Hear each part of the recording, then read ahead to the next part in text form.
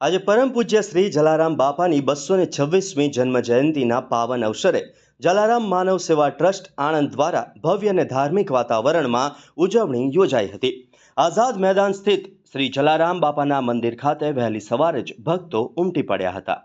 ઉજવણીનો આરંભ સવારે 7 કલાકે આરતી સાથે કરવામાં આવ્યો અને ત્યારબાદ ભક્તો દ્વારા જલારામ બાપાની ચરિત્ર કથાઓનું વાંચન અને ભજન કીર્તનથી સમગ્ર પરિસર ગુંજી ઉઠ્યું હતું. મધ્યાહને 11:30 આરતી તેમજ સાંજે 6:30 મહાઆરતી યોજાવાની છે, જેમાં વિસ્તારના હજારો ભક્તો ઉપસ્થિત રહેવાની શક્યતા છે.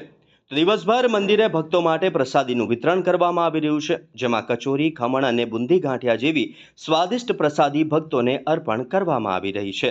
આ ઉપરાંત રાત્રે મહાઆરતી બાદ 2500થી વધુ ભક્તો માટે નિઃશુલ્ક મહાપ્રસાદનું વિશાળ આયોજન કરવામાં આવ્યું છે.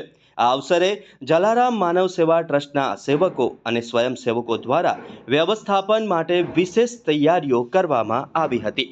મંદિર પ્રાંગણમાં સુંદર ફૂલ સજાવટ, પ્રકાશ સજાવટ અને જલારામ બાપાના જીવન દર્શક સંદેશો પ્રદર્શિત બેનરો દ્વારા ભાવિકો માટે આકર્ષણનું કેન્દ્ર બન્યા હતા.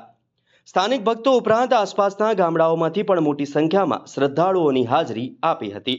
સમગ્ર કાર્યક્રમ દરમિયાન જલારામ બાપાની જયના જયઘોષથી આઝાદ મેદાનનો માહોલ ભક્તિભાવથી ભરાઈ ગયો હતો.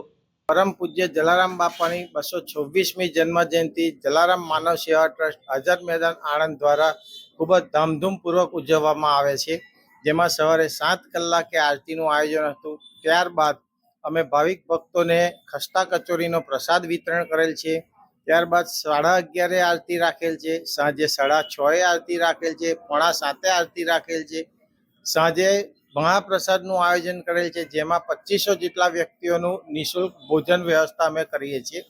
સાંજે આઈસ્ક્રીમની પણ વ્યવસ્થા કરીએ છીએ, કેકનું વિતરણ કરીએ છીએ અને આખો દિવસ જલારામ બાપાનો પ્રસાદ રૂપે બુંદી ગાંઠિયા દરેક ભાવિકોને નિઃશુલ્ક વિતરણ કરીએ છીએ.